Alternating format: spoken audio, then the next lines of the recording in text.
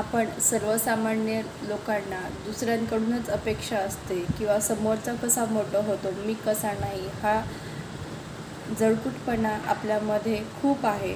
तर असं न करता आणि सरकारने आपल्याला खूप सोयी दिल्या पाहिजेत, खूपमध्ये मोफत भेटलं पाहिजे, हा विचार जोपर्यंत मनातून जात नाही तोपर्यंत आपण गरीबच राहणार.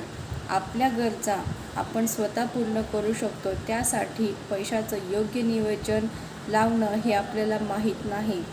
जर आपण वायफळ खर्च कमी केला आणि त्या पैशाचं योग्य इन्व्हेस्टमेंट केलं, चांगल्या ठिकाणीच आपला पैसा लावला, तर हळूहळू आपण श्रीमंत होऊ शकतो.